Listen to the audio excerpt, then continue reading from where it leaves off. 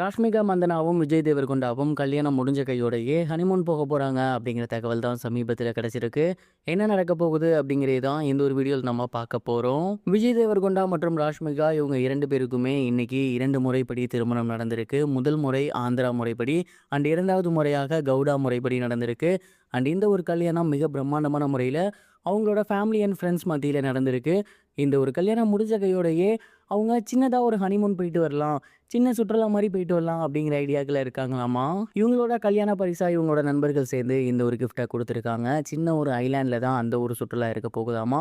And இவங்களோட reception அப்படிங்கிறது March 4. இடைப்பட்ட இந்த ஒரு 4, 5 நாட்கள் இருக்கு இல்லையா? இந்த ஒரு 4, 5 நாட்கள் ரிச்சுவல்ஸ் அது இதுன்னு இங்கேயே சுத்தாம, நீங்க ஃப்ரீயா போயிட்டு வாங்க. அங்க போயிட்டு நீங்க கரெக்ட்டா ரிசப்ஷனுக்கு மொத நாள் வந்தா போதும் அப்படிங்கிற மாரி சொல்லி, இந்த ஒரு ஐடியாவ குடுத்து புக் பண்ணியிருக்காங்களாமா. ஸோ கல்யாணம் முடிஞ்ச இன்னைக்கு ஈவினிங் அப்படி இல்லைன்னா நாளைக்கு காலையில இவங்க 2 பேருமே சுற்றுலா செல்ல போறாங்க. ஹனிமூன் செல்ல போறாங்க அப்படிங்கிறது தெரிய வந்திருக்கு. இவங்களோட கல்யாணம் உதய்பூர்ல இருக்கக்கூடிய மிக பிரம்மாண்டமான மலைகளுக்கு நடுவுல தான் வந்து நடக்க போகுது. ஸோ அந்த ஒரு காரணத்தினாலேயே ஜெட் ஒண்ண புக் பண்ணி வச்சிருந்தாங்க. அதாவது மாப்பிள்ளை, பொண்ணு மற்றும் அவங்க ஃபேமிலி ரிலேட்டிவ்ஸ்லாம் போகணும் அப்படின்னு. அண்ட் அந்த ஒரு ஜெட்லயே அந்த ஒரு தீவுக்கும் போக போறாங்களாமா. அண்ட் அங்க போயிட்டு 2, 3 நாட்கள் இருந்ததுக்கப்புறம் அதே ஜெட்லயே அவங்க வந்து ரிட்டர்ன் வரப்போறாங்க அப்படிங்கிறது தெரிய வந்திருக்கு. இந்த மாதிரியான ஒரு விஷயத்த நம்ம இதுவரைக்கும் கேள்விப்பட்டிருக்கவே மாட்டோம். ஏன்னா கல்யாணம் முடிஞ்சு, ரிசப்ஷன் முடிஞ்சு கொஞ்ச நாள் கழிச்சு தான் கப்புள்ஸ் எல்லாமே சுற்றுலா போவாங்க, ஹனிமூன் போவாங்க. பட் கல்யாணம் முடிஞ்ச அடுத்த நாளே இப்படி ஒரு விஷயம் நடக்கிறது அப்படிங்கிறது எல்லாருக்குமே மிகப்பெரிய ஒரு ஷாக்கிங்கை ஏற்படுத்தியிருக்கு.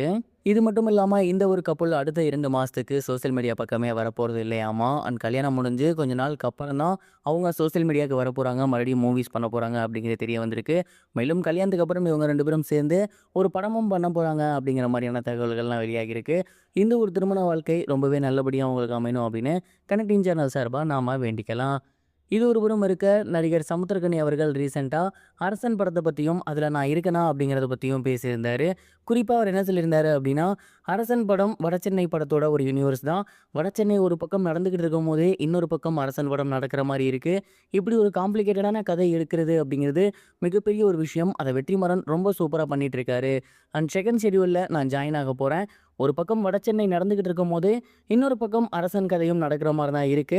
நான் இந்த படத்துல இருக்கேன். சந்திரா இருக்காங்க மற்றும் ஒரு சிலர் இருக்காங்க. ஸோ கண்டிப்பா இந்த படம் ரொம்ப ரொம்ப டிஃபிகல்ட்டான ஒரு படம்.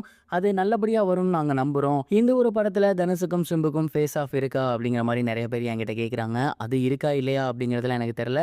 பட் நான் அரசன் படத்துல இருக்கேன். அது உறுதி. அரசன் படம் வடசென்னை யூனிவர்ஸ் அதுவும் உறுதி அப்படிங்கிற மாரி சொல்லியிருக்காரு. நாளுக்கு நாள் படத்தோட எதிர்பார்ப்பு எகிறிட்டு இருக்கு. வெற்றிமாறன் திரைக்கதையில சோடை போக மாட்டாரு. ஸோ இந்த ஒரு படம் எப்படி இருக்க போகுது? அப்படிங்கிறத பொறுத்திருந்து தான் பார்க்கணும். நீங்க இந்த ஒரு யூனிவர்ஸ்க்கு வெயிட் பண்றீங்களா? மறக்காம கமெண்ட் பாக்ஸ்ல ஷேர் பண்ணுங்க.